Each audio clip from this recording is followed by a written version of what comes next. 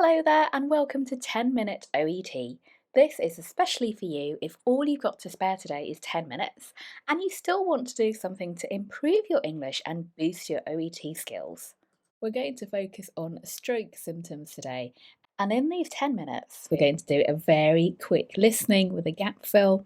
We're then going to look at some useful vocabulary, look at the way these phrases are pronounced, and all of this is going to help build your skills.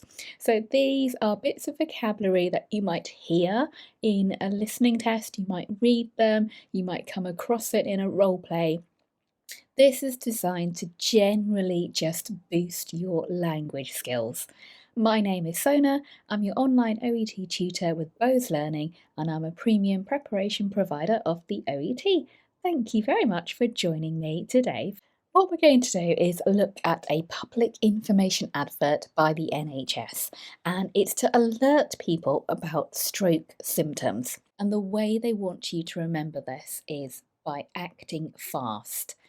Face, arms, speech, time to call for help. So we're going to listen to the advert. It's only 30 seconds long, and I've given you a gap fill. So first of all, can you complete these gaps, please?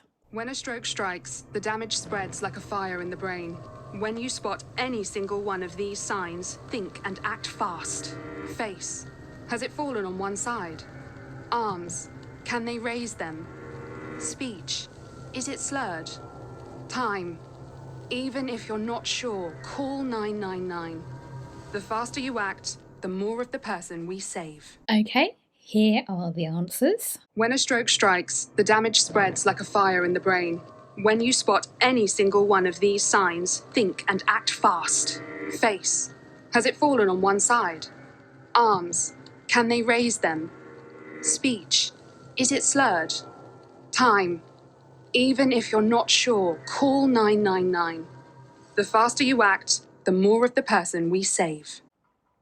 Okay, and there we go. So this will help your listening skills, of course, and now we're going to look at the vocabulary and look a little bit at what each of these mean as well. Just in case you're not sure, 999 is the emergency number in the UK that you call. Obviously, different countries have different emergency numbers. Okay, so we're going to take a look in a little bit more detail at this vocabulary, and we're also going to look at an extract from NHS A to Z. I always tell you about this. If you haven't seen it already, do go and check it out. It's a great resource for you because it presents things in lay language, which of course you need when talking to your patients. So first of all, I'm going to give you 30 seconds to take a look at some matching exercises.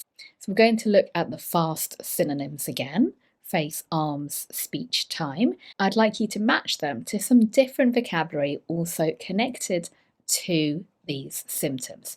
Your 30 seconds starts now.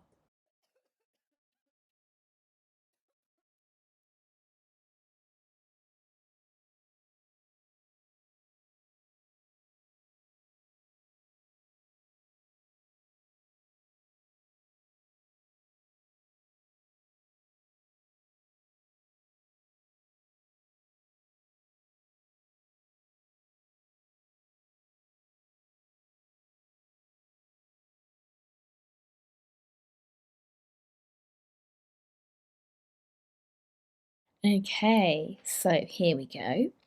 Fallen, dropped, raise, lift, slurred, slurred or garbled, and call, even though it's not medical, we have dial here. Okay, let's take a look at the meaning and the pronunciation of these words, which of course are so useful for your everyday vocabulary as well. So the first one, of course, was dropped, fallen. So we could say, has the face fallen on one side? Has the face dropped on one side? And just listen to that ending, it's a t sound. Dropped, dropped, not dropped, but dropped. Has the face fallen on one side? Has the face dropped on one side? We could also use another synonym, which is drooping. And again, it just means that the face is no longer equal. One side is lower than the other side. It's drooping. So fallen, dropped, or drooping. These are all adjectives or past participles to describe these stroke symptoms. Drooping, drooped would be the past participle there. The next one was lift and raise. Raise. Can you raise your arm for me? So this might be something that you ask a patient. Raise. Or can you lift your arm for me? Just a little note about the grammar here. Rise is intransitive. That means you don't need somebody to do it.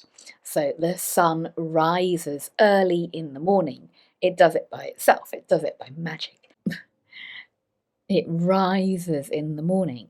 It doesn't need somebody to pull it along. Raise needs somebody to do something. So, can you raise your arm for me? Numbness, and again, listen to the pronunciation. Numbness, numbness. This B is silent. And numbness is the absence of feeling. So you might ask your patient, can you feel this when I squeeze your fingers? So you're squeezing their fingers, and if they can't feel it, then they're numb. They haven't got that sensation.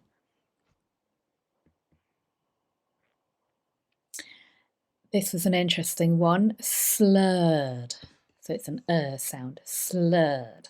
And that means unclear speech. This could be because maybe they're drowsy, they're sleepy. So if you wake someone from sleep, their speech tends to be slurred, it's not clear. Or if they're under the influence of alcohol or drugs, perhaps they have slurred speech. And again, it's another symptom of a stroke as well. He was trying to talk, but it was quite slurred. His speech was slurred. So this is a verb here, to slur your speech. And this is the past participle.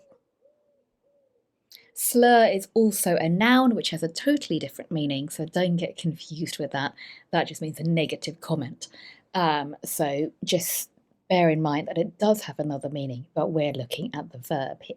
And then we have this other interesting word, garbled. Garbled. Garbled.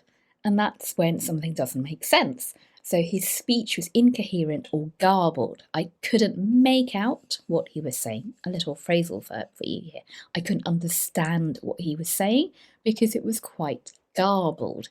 So garbled speech is when the person thinks they're making sense, but actually it's incoherent. It doesn't make sense to the listener. Okay, so here are those words again. Dropped, raise, numbness, slurred, and garbled. Well then, I hope you found that useful. Well done for investing 10 minutes of your day in improving your English and boosting your OET skills. So that's great that you've done that today. You should feel really happy. If you do want more, then please take a look at my other videos. I've got over 200. Some are shorter, some are longer, so there's plenty for you to choose from. If you want more structured help and to get an insight into each of the subtests, please take a look at my on-demand pre-recorded courses. They are available on Udemy, and I have put in some discount codes for you in the info boxes below. And if you like this, I'd be so happy if you could help me grow this channel by sending this to colleagues and friends and giving it a like, and it would be lovely to hear from you. So do pop a little hello in the comment box as well. Finally, if you want to sign up for a free dose of all things OET, then sign up with the QR code now. Thanks very much for watching and see you next time. Bye bye.